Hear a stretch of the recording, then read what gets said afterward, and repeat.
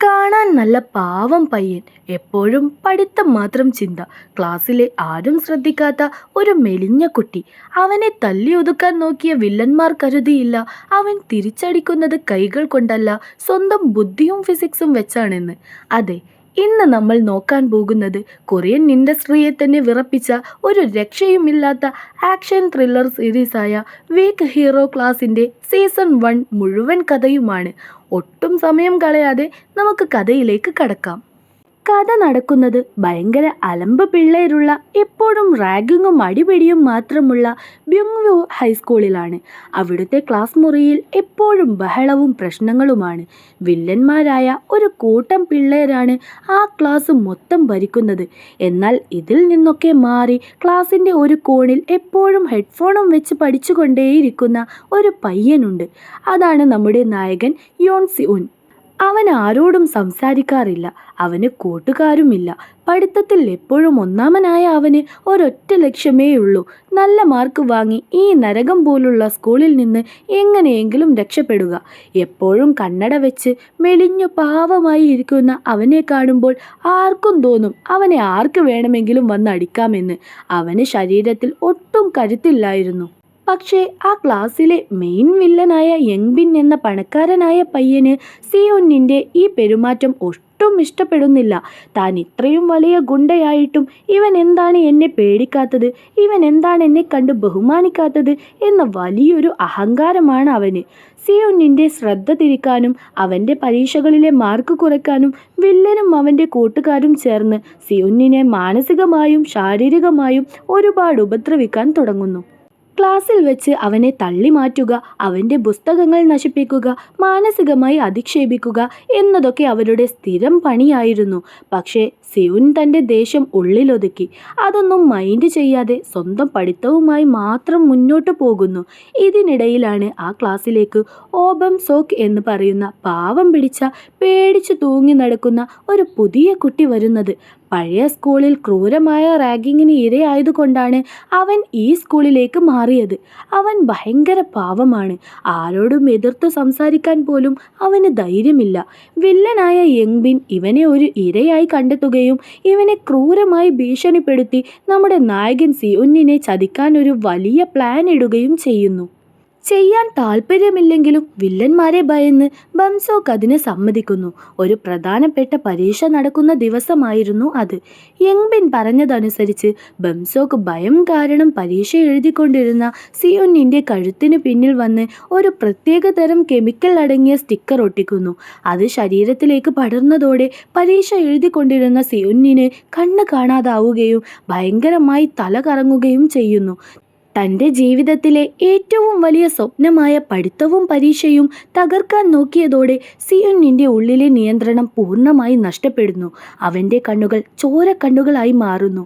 പരീക്ഷ കഴിഞ്ഞയുടൻ സിയുൻ ഒട്ടും സമയം കളയാതെ നേരെ വില്ലനായ യങ്ബിൻ്റെ അടുത്തേക്ക് നടന്നു ചെല്ലുന്നു. ഇവിടെ വെച്ചാണ് പ്രേക്ഷകർ ആദ്യമായി സിയുന്നിൻ്റെ യഥാർത്ഥ മുഖം കാണുന്നത്. അവൻ വെറുമൊരു പഠിപ്പിയല്ല, ഭയങ്കര ബുദ്ധിശാലിയായ ഫൈറ്ററാണ്. അവൻ ഒച്ചപ്പാടുണ്ടാക്കാതെ ഫിസിക്സിലെ നിയമങ്ങളും ക്ലാസ് റൂമിലെ വസ്തുക്കളും ഉപയോഗിച്ച് തിരിച്ചടിക്കാൻ തുടങ്ങുന്നു.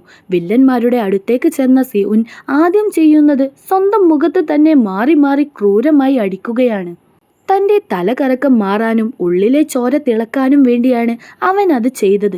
സ്വന്തം മുഖത്ത് തന്നെ ചോര വരും വരെ അടിക്കുന്ന നായകനെ കണ്ട് വില്ലന്മാർ പേടിച്ചു വിറക്കുന്നു. പെട്ടെന്നവൻ തൻ്റെ കയ്യിലിരുന്ന പേന വെച്ച് മെയിൻ വില്ലനായ യങ്ബിൻ്റെ കയ്യിൽ കുത്തിയിറക്കുന്നു. വില്ലൻ വേദന കൊണ്ട് നിലവിളിക്കുമ്പോൾ ഒട്ടും ദയയില്ലാതെ അവിടുത്തെ കട്ടിയുള്ള ഒരു പുസ്തകം വെച്ച് അവൻ്റെ മുഖം അടിച്ചു പൊട്ടിക്കുന്നു. ബാക്കി വില്ലന്മാർ അവനെ തടയാൻ വരുമ്പോൾ ക്ലാസ്സിലെ ഡെസ്കുകളും ജനലുകളും ഉപയോഗിച്ച് അവൻ അവരെയും തല്ലി വീഴ്ത്തുന്നു. ഫിസിക്സിലെ വെലോസിറ്റിയും ആംഗിളും ഒക്കെ മനസ്സിൽ കണക്ക് കൂട്ടിയാണ് അവൻ ഓരോ അടിയും അടിക്കുന്നത്. അവസാനം കർട്ടൻ ഊരിയെടുത്ത് യങ്ബിൻ്റെ മുഖം മൂടി ശ്വാസം മുട്ടിക്കുന്നു. ക്ലാസ് റൂം മൊത്തം ചോരക്കളമായി മാറുമ്പോഴും സിയോൻ അടി നിർത്തുന്നില്ല. അവൻ വില്ലൻ്റെ തല ഡെസ്കിലിട്ടിടിച്ച് കൊലപ്പെടുത്താൻ നോക്കുകയാണ്. ക്ലാസ്സിലെ ബാക്കി പിള്ളേരെല്ലാം ഈ പാവം പഠിപ്പിയുടെ ക്രോധം കണ്ട് ഭയന്ന് വിറച്ച് മാറി നിൽക്കുന്നു.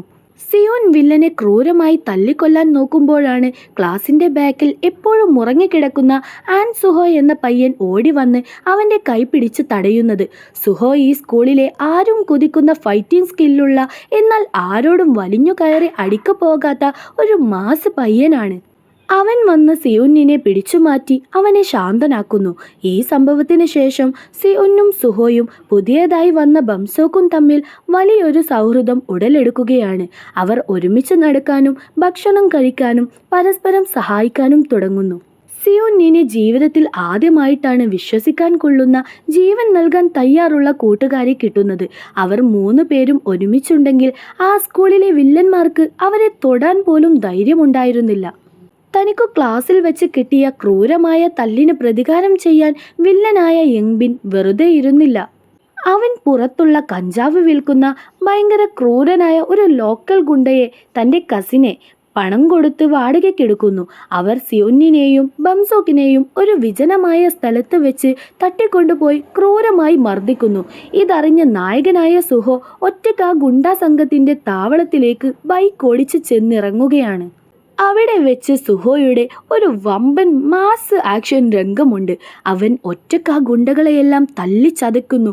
പിന്നീട് സിയുന്നും സുഹോയും ചേർന്ന് ആ വലിയ ഗുണ്ടാ സംഘത്തിൻ്റെ തലവനെ വരെ അടിച്ചു തറ പറ്റിക്കുന്നു. പോലീസ് വന്ന് ആ ഗുണ്ടകളെയെല്ലാം അറസ്റ്റ് ചെയ്യുകയും ചെയ്യുന്നു. ഇതോടെ ഇവരുടെ സൗഹൃദം ഒന്നുകൂടി ദൃഢമാകുന്നു. അവർ ഒരു കുടുംബം പോലെയായി മാറുന്നു. ഇവിടെയാണ് കഥ പ്രേക്ഷകരുടെ നെഞ്ച് തകർക്കുന്ന രീതിയിലേക്ക് മാറുന്നത്. ബംസോക്കിന് താൻ ഈ കൂട്ടുകെട്ടിൽ ഒന്നിലും കൊള്ളാത്തവനാണെന്ന ഒരു ചിന്ത പതിയെ ഉണ്ടാകുന്നു. കാരണം സിയോൻ ഭയങ്കര ബുദ്ധിമാനാണ്, സുഹോ ആണെങ്കിൽ വലിയ ഫൈറ്ററുമാണ്. താൻ ഇവരുടെ കൂടെ നടക്കാൻ യോഗ്യനല്ലേ എന്ന തോന്നൽ അവൻ്റെ മനസ്സിൽ കറുപ്പായി മാറുന്നു. കൂടാതെ ബംസോക്കിൻ്റെ വളർത്തച്ഛൻ ഒരു വലിയ രാഷ്ട്രീയക്കാരനാണ്. അയാൾ വീട്ടിൽ വെച്ച് ബംസോക്കിനെ ക്രൂരമായി മർദ്ദിക്കുന്നുണ്ടായിരുന്നു. ആ ദേഷ്യവും വിഷമവും അവനെ ഒരു സൈക്കോയെ പോലെ മാറ്റുന്നു. സോഷ്യൽ മീഡിയയിൽ സുഹോയ്ക്കും സിയോന്നിനും കിട്ടുന്ന ലൈക്കുകളും പോപ്പുലാരിറ്റിയും കണ്ട് ബംസോക്കിന് അവരോട് വല്ലാത്ത അസൂയയായി മാറുന്നു. സുഹോ തന്നെ ഒരു വേലക്കാരനെ പോലെയാണ് കാണുന്നത് എന്ന് അവൻ തെറ്റിദ്ധരിക്കുന്നു. പതിയെ പതിയെ ബംസോക്ക് അവരെ വിട്ട് പഴയ വില്ലന്മാരുടെ കൂടെ കൂടുന്നു. പണം കൊടുത്ത് ആളുകളെ വിലക്ക് വാങ്ങാൻ കഴിയുന്ന അവൻ സുഹോയെ ഇല്ലാതാക്കാൻ വേണ്ടി സ്കൂളിലെയും പുറത്തെയും വലിയ ഗുണ്ടകൾക്ക് വൻതുക പണം എറിഞ്ഞു കൊടുക്കുന്നു. അവൻ നന്മയുള്ള ആ പഴയ കൂട്ടുകാരനിൽ നിന്ന് ക്രൂരനായ പുതിയ വില്ലനായി മാറുകയാണ്. ബംസോക്ക് വലിയ തുക കൊടുത്ത് പ്രൊഫഷണൽ ബോക്സിംഗ് പഠിച്ച ചില ഗുണ്ടകളെ കൊണ്ടുവരുന്നു. അവർ സുഹോയെ ഒറ്റപ്പെട്ട ഒരു സ്ഥലത്ത് വെച്ച് വളഞ്ഞിട്ട് ആക്രമിക്കുന്നു. സുഹോ എത്ര വലിയ ഫൈറ്റർ ആണെങ്കിലും ഒരേ സമയം ഒരുപാട് പേർ വന്ന് ആയുധങ്ങളുമായി ആക്രമിച്ചപ്പോൾ അവന് പിടിച്ചു നിൽക്കാൻ കഴിഞ്ഞില്ല. അവൻ ചോര ഒലിപ്പിച്ചു വീഴുന്നു. വില്ലന്മാർ അവനെ തല്ലിച്ചതയ്ക്കുമ്പോഴും ബംസോക്കിൻ്റെ ഉള്ളിലെ കലിപ്പ് തീരുന്നില്ല. അവൻ സുഹോയുടെ മുഖത്തേക്ക് നോക്കി അട്ടഹസിക്കുന്നു. അവസാനം ദേഷ്യം മൂത്ത ബംസോക്ക് സുഹോയുടെ തലയ്ക്ക് ക്രൂരമായി ചവിട്ടുന്നു. തലക്ക് ഗുരുതരമായി പരിക്കേറ്റ സുഹോ അവിടെ ചോരയൊലിപ്പിച്ച് വീഴുന്നു.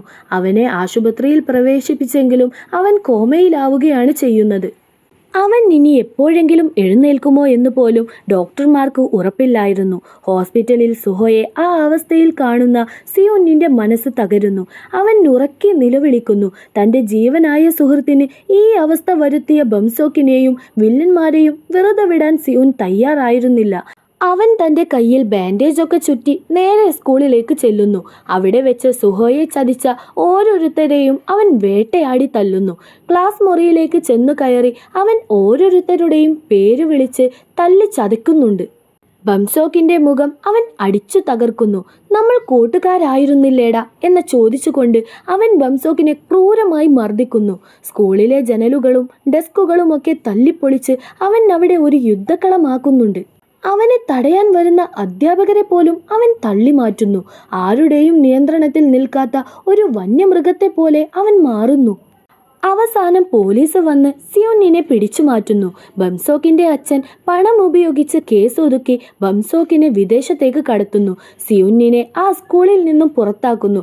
തൻ്റെ പ്രിയപ്പെട്ട കൂട്ടുകാരനെ ഓർത്ത് കരഞ്ഞുകൊണ്ട് കയ്യിൽ ചോരയുമായി സിയോൻ ആ സ്കൂളിൻ്റെ പടികൾ ഇറങ്ങുന്നതോടെ 1-ാം ഭാഗം അവസാനിക്കുകയാണ്. ഇതാണ് വീക്ക് ഹീറോ ക്ലാസിൻ്റെ ഹൃദയസ്പർശിയായ മുഴുവൻ കഥയും. ഈ വീഡിയോ നിങ്ങൾക്ക് ഇഷ്ടപ്പെട്ടെങ്കിൽ ലൈക്ക് ചെയ്യാനും നിങ്ങളുടെ പ്രിയപ്പെട്ട സീൻ ഏതാണെന്ന് താഴെ കമൻറ്റ് ചെയ്യാനും മറക്കരുത്. ഇതിൻ്റെ രണ്ടാം ഭാഗത്തിനായി നമ്മുടെ ചാനൽ ഇപ്പോൾ തന്നെ സബ്സ്ക്രൈബ് ചെയ്തു വെക്കൂ. അടുത്ത ഒരു അടിപൊളി വീഡിയോയുമായി നമുക്ക് വീണ്ടും കാണാം.